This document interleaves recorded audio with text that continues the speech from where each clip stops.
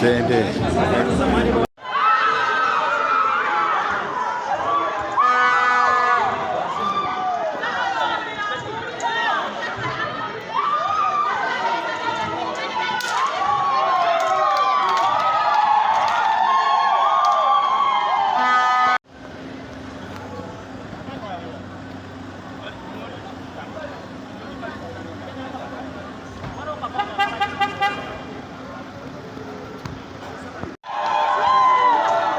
Bobby bade simulabi.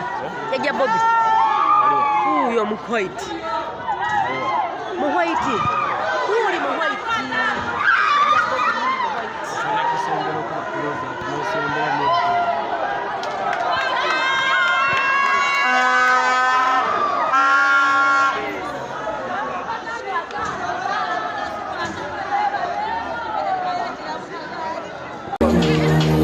Just know the building the mayor will not to wine up.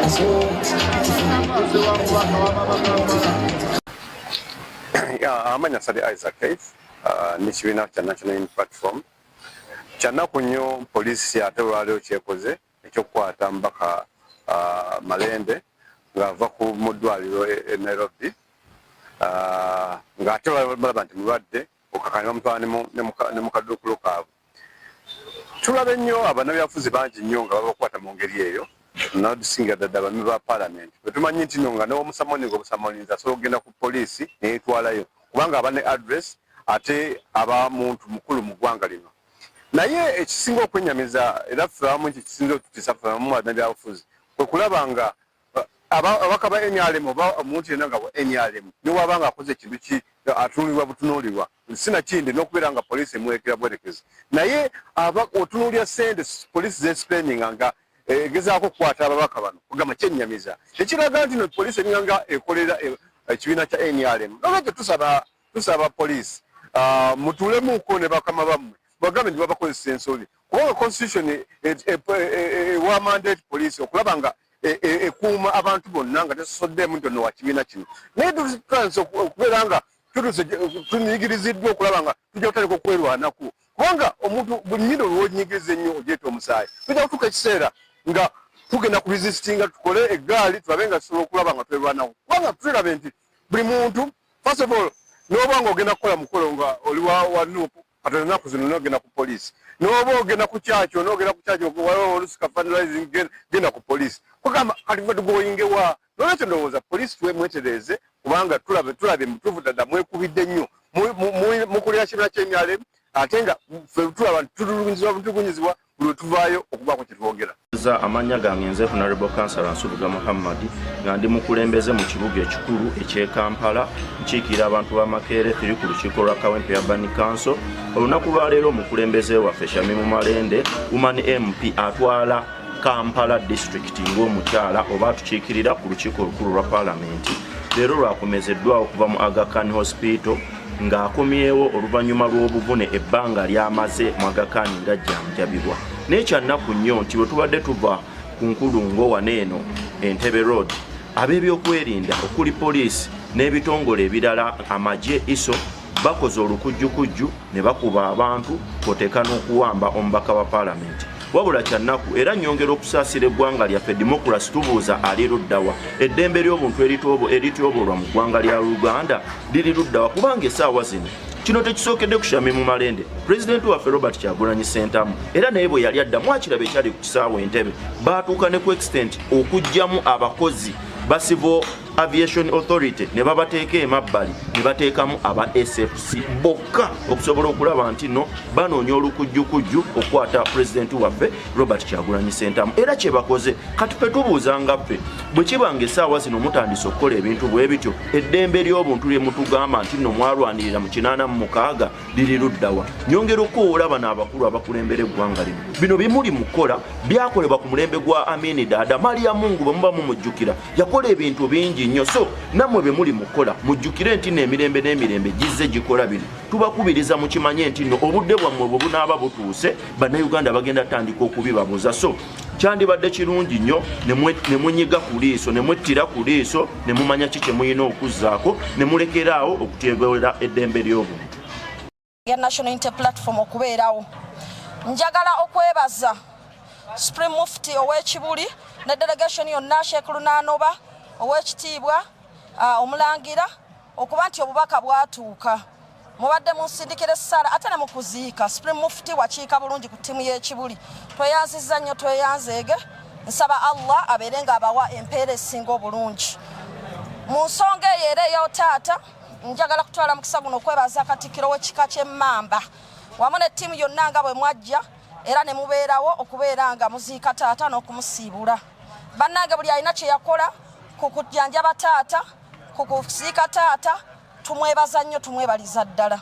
Nsembyayo bakulembeze bannange mu kibiina kya National Unity Platform, ba foot soldiers, bakwano baffe, bannange buli omu kye wakola mwebale nnyo, mwebalire ddala okubeera nga mwampeesa ekitiibwa ne mugamba nti taata wa Shamimu katugende tumuwerekere Shamimu nga bwali muki mu bunafu. Mwebale kubeera famire ennungi.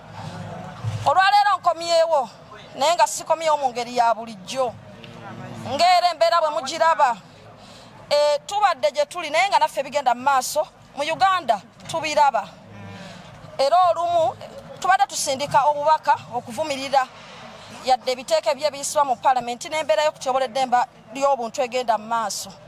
N'olwekyo nkomyewo olunaku olwaleero nga nkomyewo n'obubaka obw'okwekalakaasa okw'emirembe era ng'okwekalakaasa okwo kulimu okuba nti nasazeeko enviiri zange zino zonna nga emuziraba era n'ennyambala ne ata eno gye mulaba eringa efaanana ey'abasibe ng'okwekalakaasa kuno nkukola okulaga nti tuyimiridde wamu n'abasibe ab'ebyobufuzi abasibibwa nga tebayina misango gye bazza.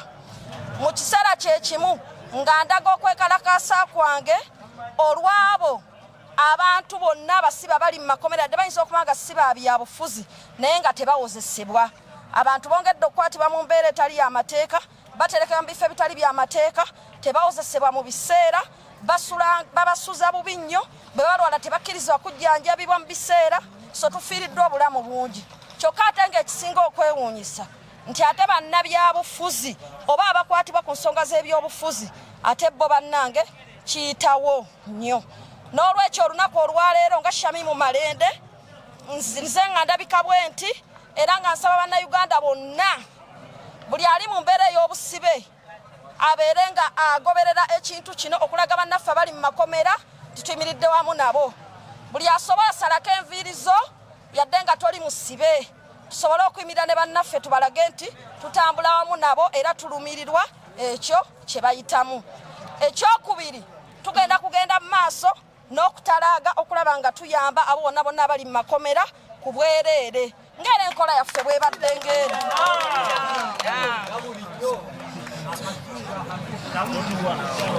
Waliwo ne activities endala ze tugenda okukola mu maaso awo naye nga activities ezo tujja kuba nga tuzibuulira bannamawulire ezikwata ku kununula eddembe ly'abantu ate wamu n'okubeera nga enteekateeka yaffe ey'abannakampala ne bannayuganda banyigirizibwa tujja kwongera okujanja mu maaso awo. Naye essaawa eno nsaba munzikirize nkoowole mwenna bannayuganda abakwatibwako naddala bannakampala bange nti abantu bangedde okusibibwa awatali bwe nsonga. Buli muntu yenna ng'omanyi nti wali omanye ekkomera bwe liruma ng'olina omuntu ali mu kkomera oba nga tokkiriziganya na mbeera yakubeera nti abantu basibibwa ebwemage, beera ng'ogoberera protest eno gye tuyise peaceful protest ey'okuba ng'osalako enviiri. Programs endala tujja kuba tugibategeeza. Kunga Malende kunga! Kunga! Kunga Malende kunga! Kunga! Jagala.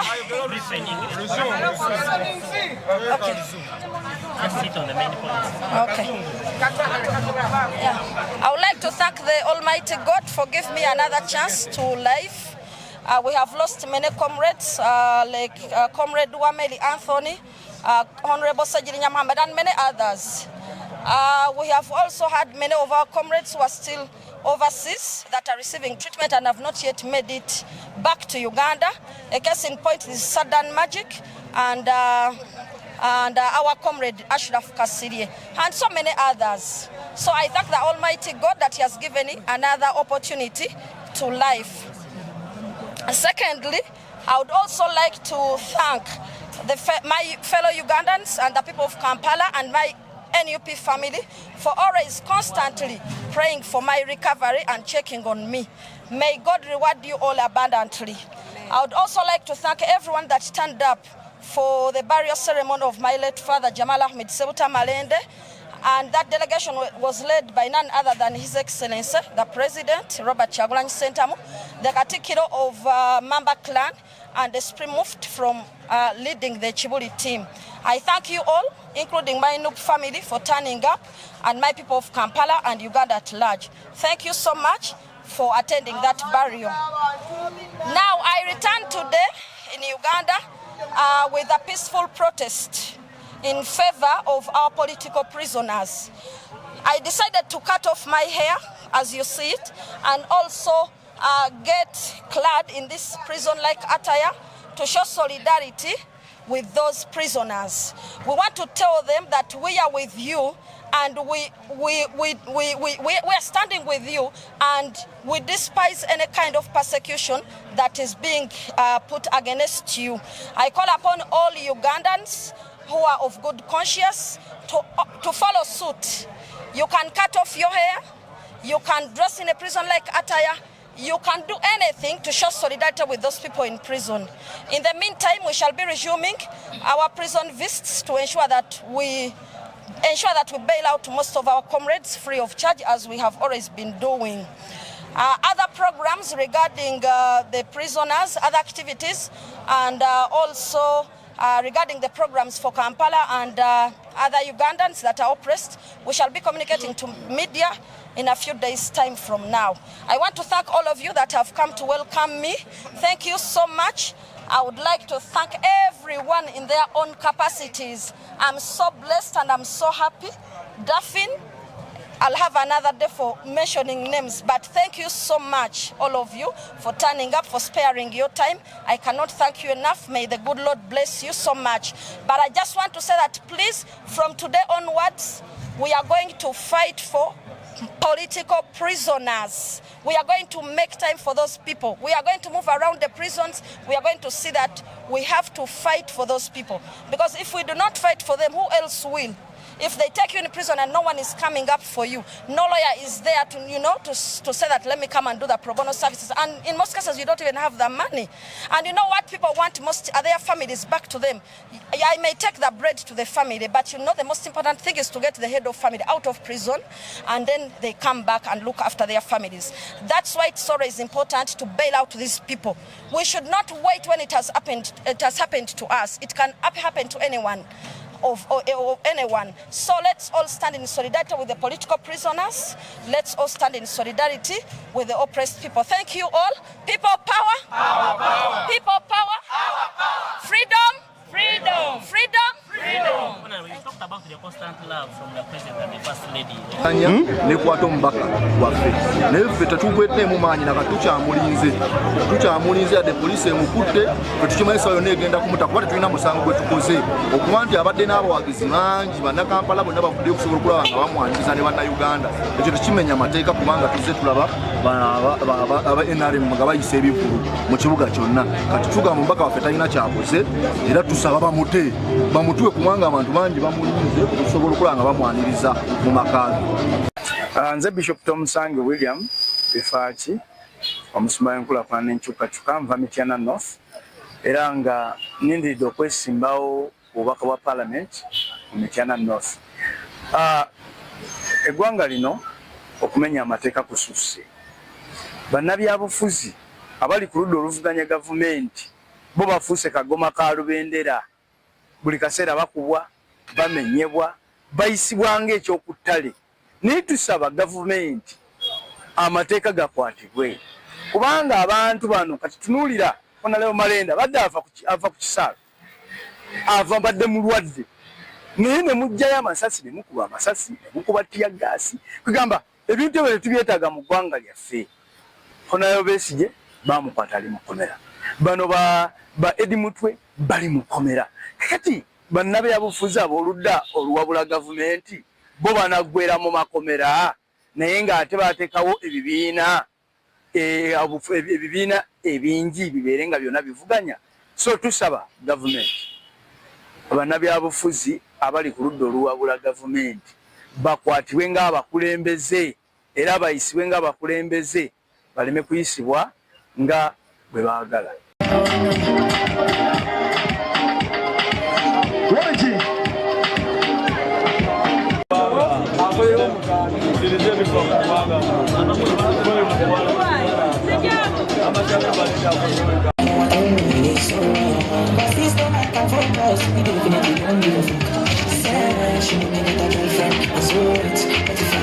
Possession Bramu Koro kadi mali yafumpina ko tugaba